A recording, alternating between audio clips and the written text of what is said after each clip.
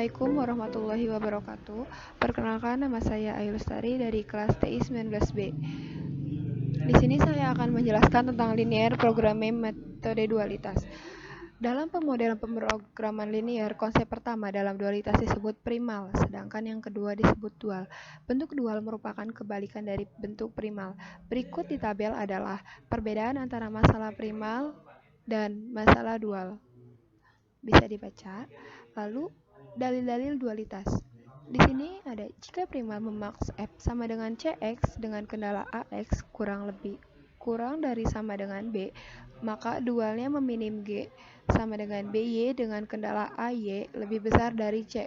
Dalil 1. Jika X penyelesaian visible masalah primal, Y0 penyelesaian visible masalah dual, maka Fx sama dengan kurang dari sama dengan Gx. Dalil 2. Jika XO penyelesaian visible masalah primal, Y0 penyelesaian visible masalah dual, dan CX0 sama dengan BY0, maka X0 adalah penyelesaian optimal masalah primal dan YO penyelesaian optimal masalah dual. Ini berarti Fmax sama dengan G min. Dalil 3. Dari sepasang soal dual, jika salah satu penyelesaian optimal, maka pasangannya juga mempunyai nilai optimal yang sama. Dalil 4. Jika masalah primal dan dual telah mencapai optimum, maka penyelesaian masalah primal setiap kendala kita ubah ke bentuk persamaan dengan menambahkan S1.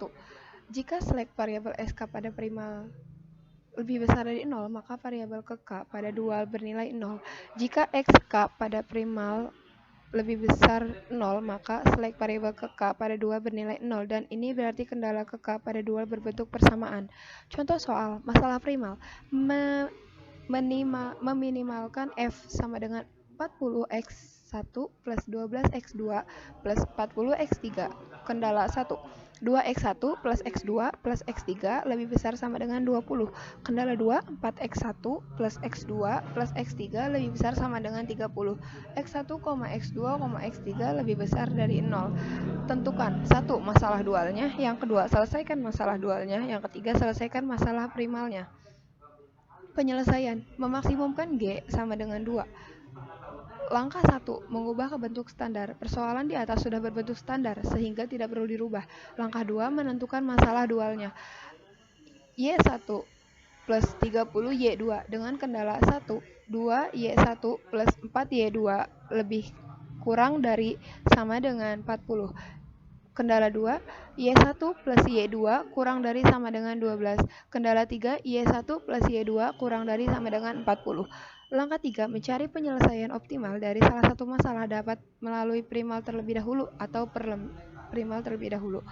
Pada kasus ini diselesaikan melalui dual terlebih dahulu. Fungsi dan kendala dalam bentuk awal di primal ditranspos atau diputar dalam bentuk dual. Karena variabelnya berjumlah 2, maka diselesaikan dengan model grafik. Tetapi jika variabel lebih dari 2, penyelesaiannya menggunakan simplex. Penyelesaian masalah dual. Kendala 1. 2Y1 plus 4Y2 sama dengan 40. Jika Y1 sama dengan 0, maka Y2 sama dengan 10. Jika Y2 sama dengan 0, maka Y1 sama dengan 20. Kendala 2. Y1 plus Y2 sama dengan 12. Jika Y1 sama dengan 0, maka Y2 sama dengan 12. Jika Y2 sama dengan 0, maka Y1 sama dengan 12. Kendala 3. Y1 plus Y2 sama dengan 40. Jika Y1 sama dengan 0, maka Y2 sama dengan 40. Jika Y2 sama dengan 0, maka Y1 40. Setelah kita mencari titik kendala, kita membuat grafik dan menentukan garis perpotongan, lalu menentukan daerah visible. Maka daerah visibelnya adalah titik A 0,0, titik B 0,10, titik C perpotongan antara kendala 1 dan 2, titik D 12,0. Titik A 0,0 sama dengan 20Y1 plus 30Y2 sama dengan 20 kali 0 plus 30 kali 0 sama dengan 0. Titik B 0,10 sama dengan 20Y1 plus 30Y2 sama dengan 20 kali 0 plus 30 kali 10 sama dengan 300. Titik C perpotongan garis 1 dan 2. 2Y1 plus 4Y2 sama dengan 40. Y1 plus Y2 sama dengan 12. Agar hasilnya optimal, maka kita bisa dikali 1, kendala 1 bisa dikali 1 dan kendala 2 bisa dikali 2. Jadi 2Y1 plus 4Y2 sama dengan 40. 2Y1 plus 2Y2 sama dengan 24. Hasilnya 2Y2 sama dengan 16. Y2 jadi 18 karena 16 dibagi 2. Lalu 2Y1 plus 4Y2 sama dengan 40.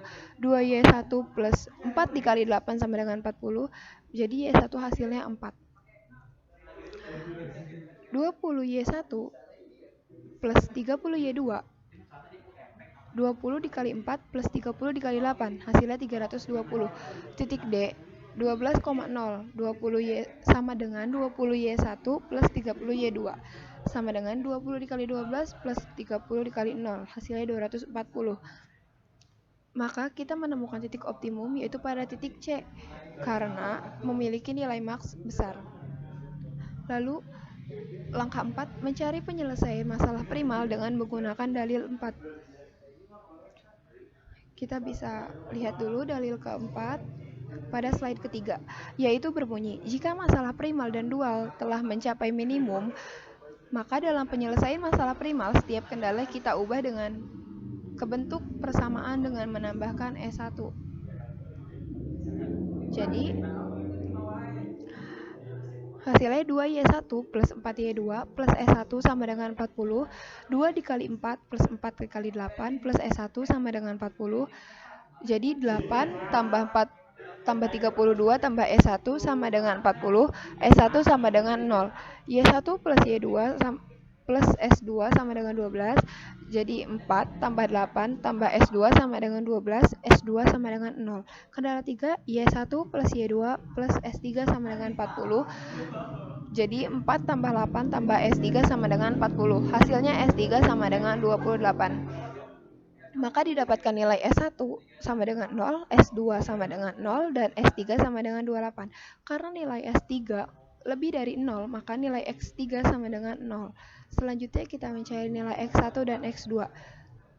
Karena Y1 sama dengan 4 dan Y2 sama dengan 8 lebih besar dari 0, maka kendala 1 dan 2 pada primal berbentuk persamaan. Sehingga 2X1 plus X2 plus X3 sama dengan 20. 4X1 plus X2 plus X3 sama dengan 30. Persamaan di atas kembali ke bentuk persamaan awal. 2X1 plus X2 sama dengan 20. 4X1 plus X2 sama dengan 30, maka hasilnya X1 sama dengan 5. 2X1 plus X2 sama dengan 20. 2 dikali 5 plus X2 sama dengan 20. Maka hasilnya X2 sama dengan 10. X1, X2 sama dengan 5,10. Jadi F sama dengan 40X1 plus 12X2 plus 40X2 sama dengan 40 dikali 5 plus 12 dikali 10 plus 40 dikali 0. Hasilnya 200 tambah 12 tambah 0. Hasilnya 320. Sekian presentasi dari saya, kurang lebihnya mohon dimaafkan. Wassalamualaikum warahmatullahi wabarakatuh.